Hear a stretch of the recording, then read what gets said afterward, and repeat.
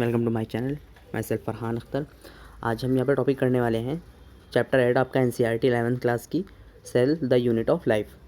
ये आपकी बायोलॉजी का बेस है, मतलब ये जो यूनिट है आपकी, ये इसमें 3 चैप्टर हम पढ़ेंगे। Cell the unit of life, तुम्हारा बाद में जो है बायोमोलिक्यूल्स, और फिर तुम्हारा थर्ड जो चैप्टर है वो सेल साइकिल और सेल डिवीज़न का है।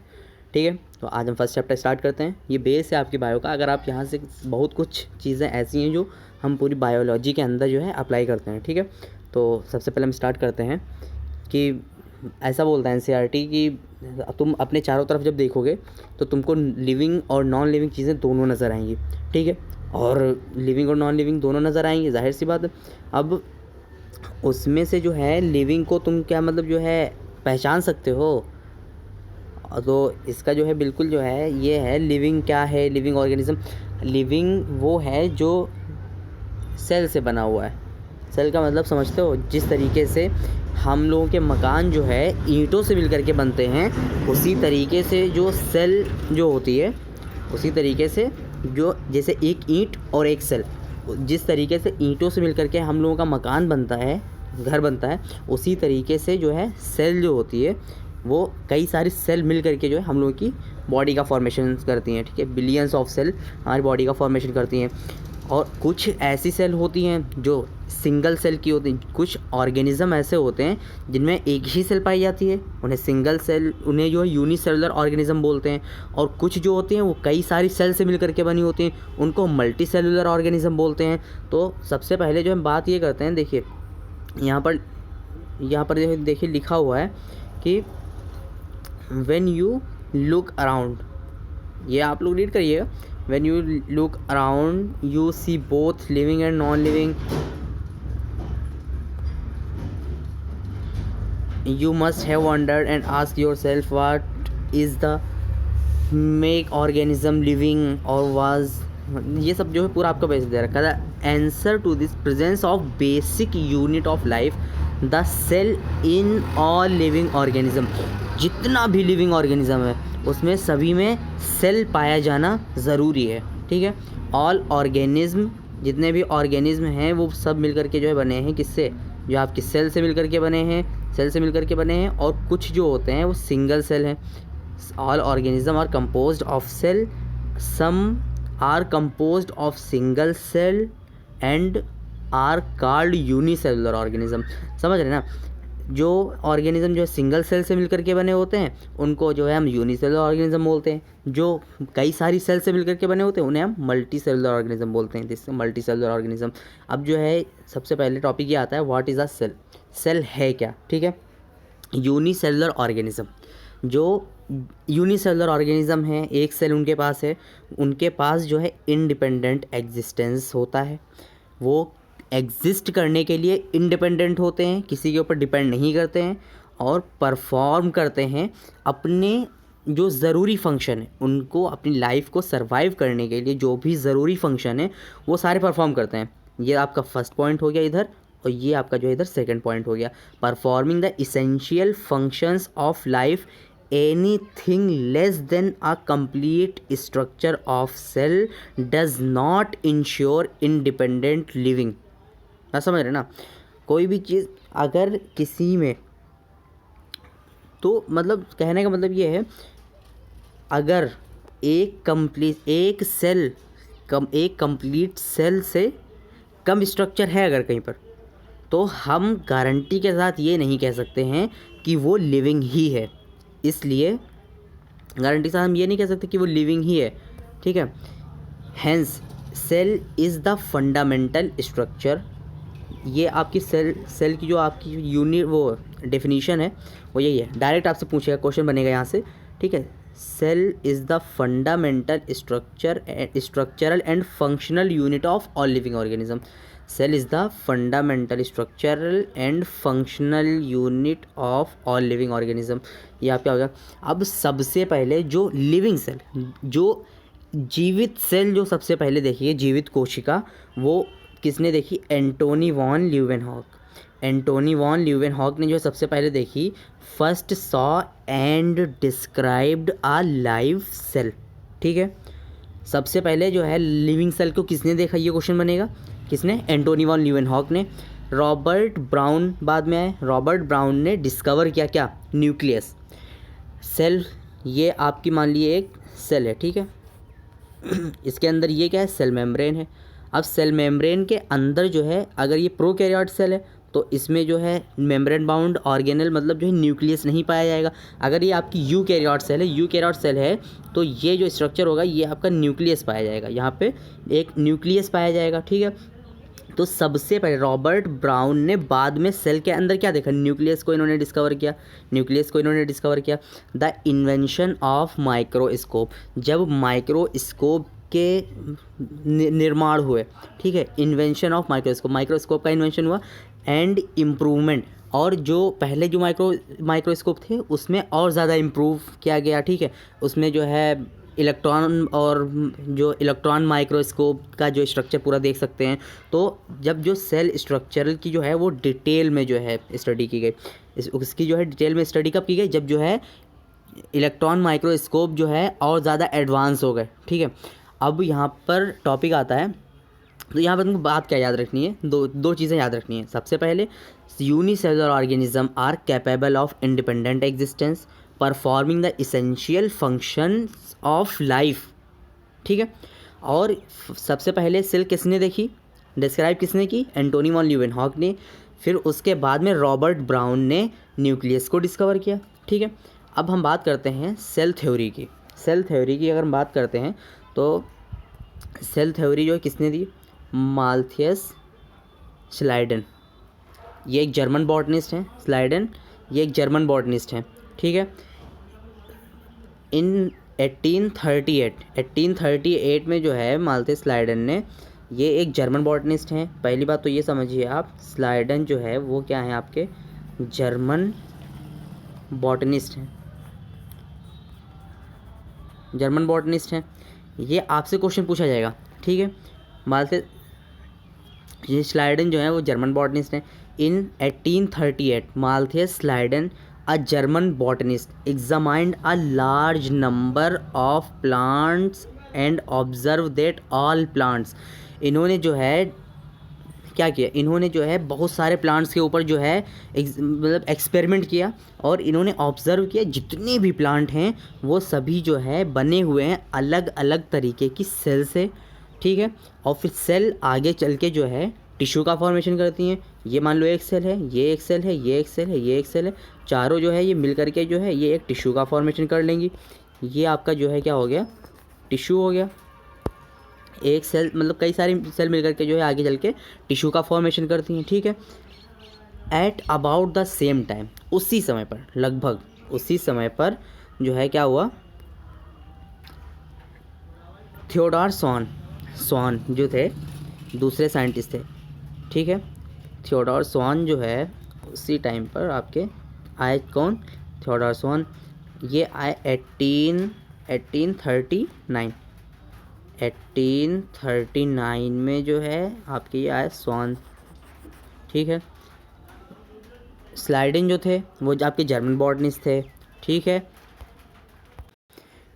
1839 में स्वान आए, ठीक है। इन्होंने क्या किया, ये एक आपके क्या है, ये ब्रिटिश जूलॉजिस्ट हैं। स्वान जो है वो ब्रिटिश जूलॉजिस्ट हैं।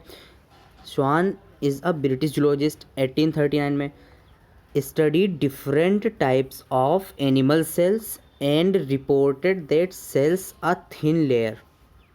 इन्होंने क्या किया, इन्होंने जो है स्टडी किया एनिमल सेल के ऊपर, और जो है इन्होंने जो है देखा एनिमल सेल के ऊपर, और उसके ऊपर जो है एक थिन लेयर होती है। इसको जो है इन्होंने क्या कहा, प्लाज्मा मेम्ब्रेन, ठीक है। ये आपकी जो है प्लाज्मा मेम्ब्रेन हो जाएगी। ये plasma membrane, thin outer layer which is today known as plasma membrane, ठीक है। जिसको आजकल हम जो है क्या बोलते हैं, प्लाज्मा मेम्ब्रेन बोलते हैं, ठीक है, प्लाज्मा मेम्ब्रेन बोलते हैं। अब ही ऑल्सो कंक्लूडेड, इन्होंने ये भी देखा बेस्ड ऑन हिज स्टडीज़, अपनी स्टडी के बेसिस पर इन्होंने जो है प्लांट के टिश्यू पर भी जो है इन्होंने एक्सपेरिमेंट किया। देखो अब यहाँ पर एक क्वेश्चन बनेगा, स्लाइडन जो थे वो क्या थे, जर्मन बॉटनिस्ट थे। स्वान जो थे वो ब्रिटिश जूलॉजिस्ट थे। जो स्लाइडन जो थे उन्होंने सिर्फ और सिर्फ प्लांट सेल के ऊपर जो है स्टडी किया, उन्होंने सिर्फ और सिर्फ प्लांट सेल के ऊपर स्टडी किया उन्होंने। और जो स्वान जो हैं उन्होंने प्लांट और एनिमल दोनों तरीके की सेल के ऊपर स्टडी किया, ठीक है। He also concluded based on his studies on plant tissue that the presence of cell wall, plant tissue जो है, प्लांट की जो सेल होती है उसमें सेल वॉल पाई जाती है। ये प्लांट की सेल का एक यूनिक करेक्टर है, ये एक यूनिक करेक्टर है प्लांट की सेल का, ठीक है। On the basis of this, अब पहले ये समझो, यहाँ पे ये आपकी जो है क्या हो गई,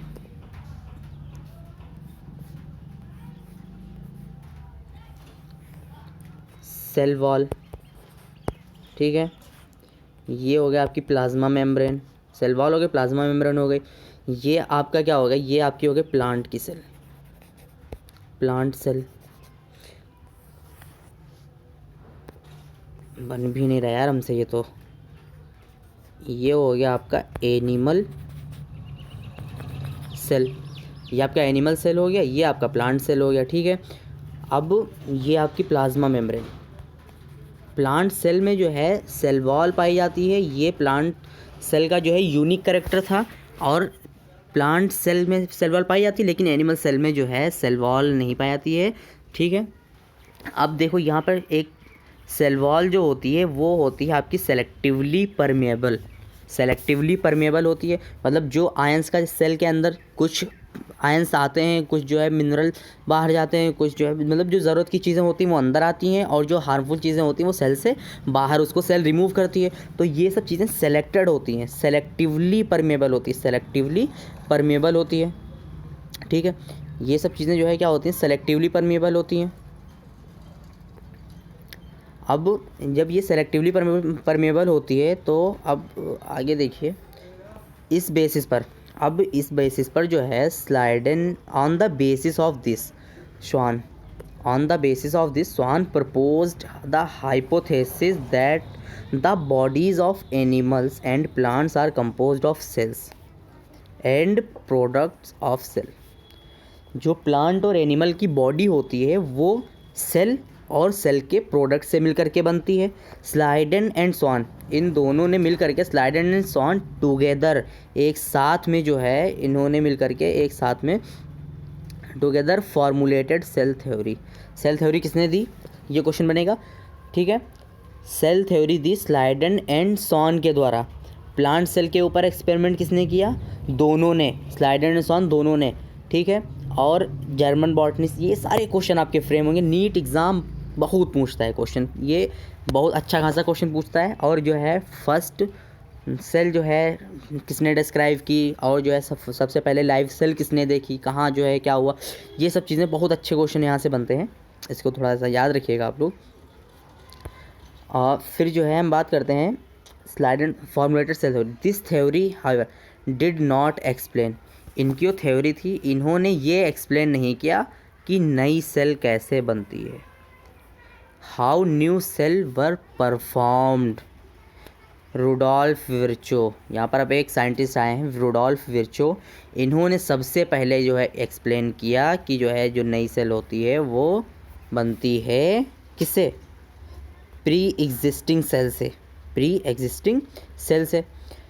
इन्होंने एक टर्म दिया ओमनिस सेलुला ई सेलुला, ओमनिस सेलुला ई सेलुला, इसका मतलब है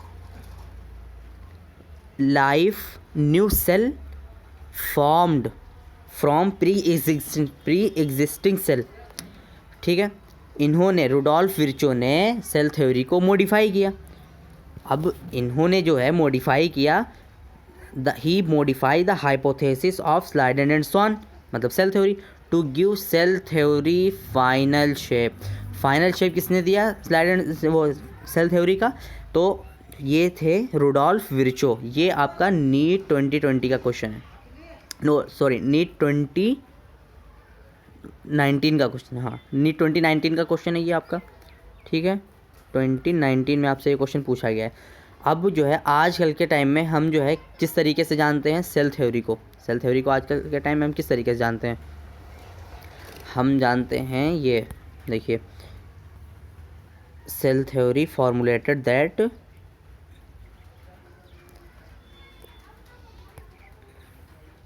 plant cell, all living organism, जितना भी लिविंग ऑर्गेनिज्म है आपका, ठीक है, वो बना होता है सेल और प्रोडक्ट ऑफ सेल।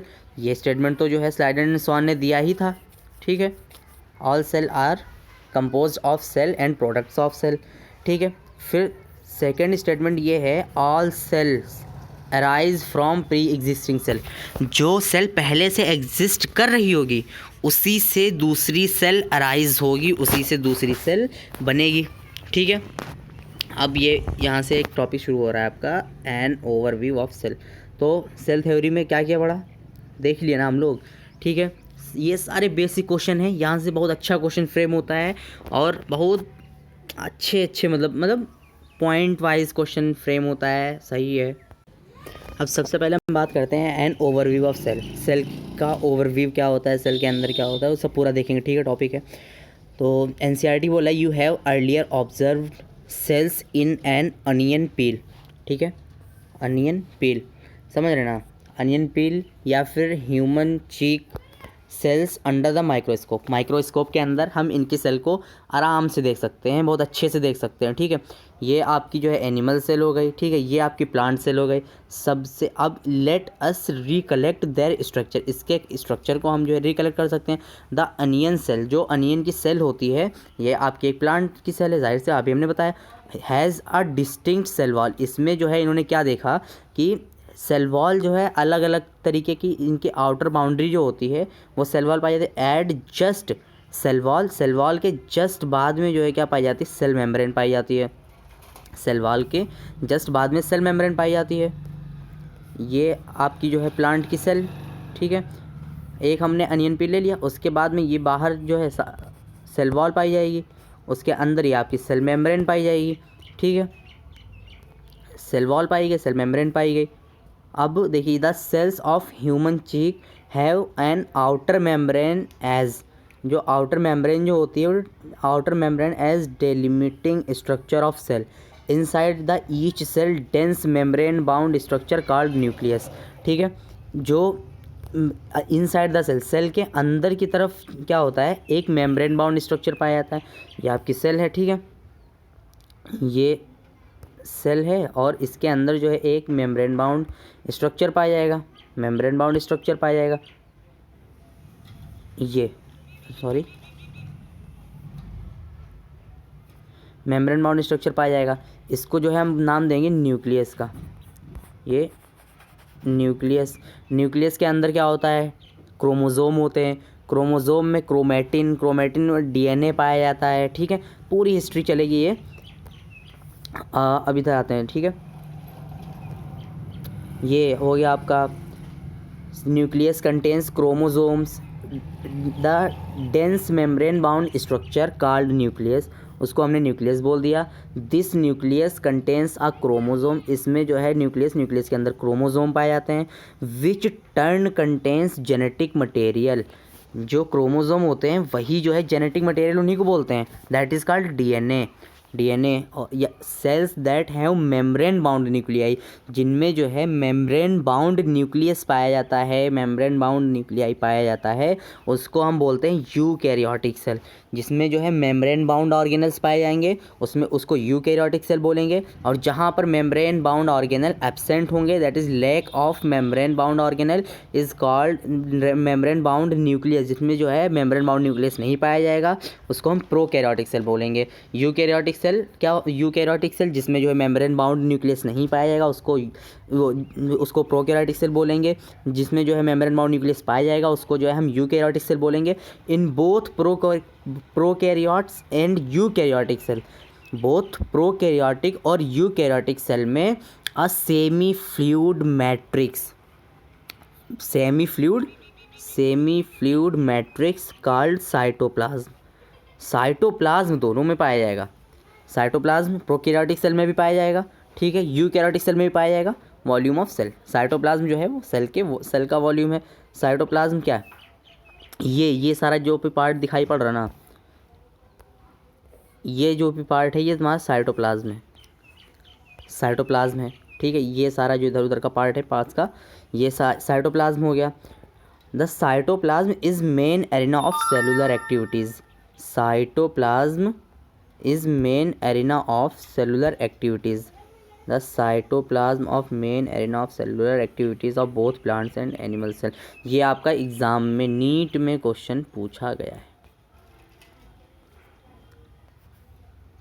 ये आपका नीट में क्वेश्चन पूछा गया आपका, ठीक है। बिसाइड्स द न्यूक्लियस, न्यूक्लियस के अलावा eukaryotic cells have other membrane bound, nucleus भी पाया जाएगा, membrane bound nucleus eukaryotic cell में पाया जाएगा। उसके बाद में जो है दूसरे भी मेम्ब्रेन बाउंड ऑर्गेनल पाए जाएंगे, other membrane bound organelle distinct structure called organelles. दूसरे तरीके के मेम्ब्रेन बाउंड स्ट्रक्चर पाए जाएंगे अलग अलग, उन्हें जो है हम क्या बोलते हैं, ऑर्गेनल्स बोलते हैं। लाइक इंडोप्लाज्मिक रेटिकुलम, ER बोलते हैं शॉर्ट फॉर्म में। गोल्जी कॉम्प्लेक्स, गोल्जी कॉम्प्लेक्स के बहुत सारे नाम होते हैं, गोल्जी बॉडी, ग्लाइको, कई सारे जो है डिक्टियोसोम, कई सारे जो है नाम होते हैं इसके। फिर लाइसोसोम आ गया आपका, माइट्रोकॉन्ड्रिया हो गया, माइट्रोकॉन्ड्रिया को जो है सभी लोग जानते हैं पावर हाउस ऑफ सेल कहा जाता है, क्यों, क्योंकि ये ATP का फॉर्मेशन करता है। ये माइक्रो बॉडीज़ पाई जाएंगी, वैक्यूल पाए जाएंगे। और प्रोकैरियोटिक सेल में, prokaryotic cell membrane bound organelles are absent. Prokaryotic cell में, ये prokaryotic cells lack such membrane bound organelle. जिस यूकैरियोटिक सेल में जो मेम्ब्रेन बाउंड ऑर्गेनल पाए जाते हैं, प्रोकैरियोटिक सेल में वो सभी मेम्ब्रेन बाउंड ऑर्गेनल एब्सेंट होते हैं। अब एक एक्सेप्शन है इसका, ठीक है, जो राइबोसोम है, राइबोसोम जो होता है वो पार्ट किसका है, राइबोसोम जो है न्यूक्लिक एसिड और प्रोटीन से मिलकर के बनता है, प्रोटीन और न्यूक्लिक एसिड से मिलकर के बनता है। अब राइबोसोम नॉन मेम्ब्रेन बाउंड है, राइबोसोम के ऊपर मेम्ब्रेन नहीं पाई जाती है, लेकिन राइबोसोम यूकैरियोटिक सेल में भी पाया जाएगा, प्रोकैरियोटिक सेल में भी पाया जाएगा। Found in cells both eukaryote as well as prokaryote, eukaryote में भी पाया जाएगा और प्रोकैरियोट में भी पाया जाएगा। Within the cell, cell के अंदर राइबोसोम जो है पाया जाता है। फाउंड नॉट ओनली, केवल एक जगह पर नहीं पाया जाएगा, मतलब यूकैरियोटिक सेल मान लिए है, अब यूकैरियोटिक सेल के साइटोप्लाज्म में राइबोसोम एक जगह नहीं पाया जाएगा, ये पाया जाएगा आपका यूकैरियोटिक सेल के अंदर। आपका माइटोकॉन्ड्रिया है, क्लोरोप्लास्ट है, तो माइटोकॉन्ड्रिया में जो है राइबोसोम पाया जाएगा, ठीक है। और क्या जो है क्लोरोप्लास्ट में जो है पाया जाएगा, और रफ इंडोप्लाज्मिक रेटिकुलम के ऊपर पाया जाएगा, क्लोरोप्लास्ट में पाया जाएगा, और माइटोकॉन्ड्रिया में जो है पाया जाएगा। राइबोसोम जो है यूकैरियोटिक सेल में क्लोरोप्लास्ट, माइटोकॉन्ड्रिया और रफ इंडोप्लाज्मिक रेटिकुलम के ऊपर भी पाया जाता है, और यूकैरियोटिक सेल के अंदर भी पाया जाता है, ठीक है। अब एनिमल सेल की बात करो, animal cells contains another non membrane bound organelle called centriole. Animal cell में जो है एक नॉन मेम्ब्रेन बाउंड ऑर्गेनल पाया जाता है, जिसको हम नाम दिए हैं सेंट्रियोल का, ठीक है, जिसको हमने नाम दिया है सेंट्रियोल का हमने नाम दिया है। Other membrane bound organelle called centriole आपका ये हो गया। अब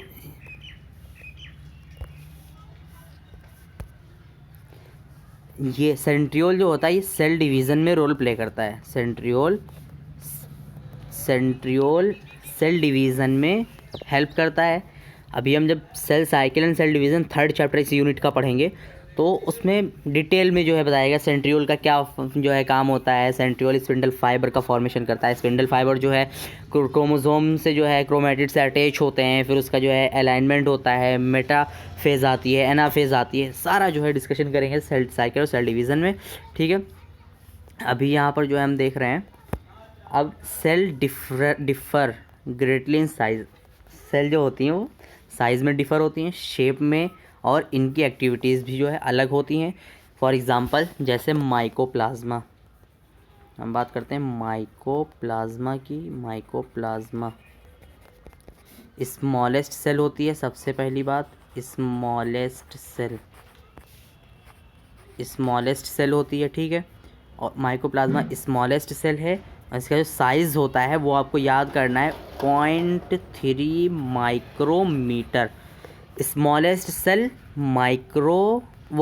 माइकोप्लाज्मा आपकी स्मॉलेस्ट सेल हो जाएगी, इसका साइज़ है आपका 0.3 माइक्रोमीटर लेंथ। जबकि बैक्टीरिया आपका होता है उसका साइज़ होता है बैक्टीरिया का जो साइज़ होता है वो होता है 7 माइक्रोमीटर। बैक्टीरिया जो होती है, नहीं, बैक्टीरिया का बैक्टीरिया का जो साइज़ होता है वो आपका 3 to 5 माइक्रोमीटर होता है। जो बैक्टीरिया का साइज़ होता है वो आपका 3 to 5 माइक्रोमीटर होता है, ठीक है। लार्जेस्ट आइसोलेटेड सिंगल सेल, जो सबसे बड़ी सिंगल सेल होती है वो होती है एग ऑफ ऑस्ट्रिच। ऑस्ट्रिच का जो एग होता है वो सबसे बड़ी आपकी single cell, largest isolated single cell egg of ostrich, ठीक है।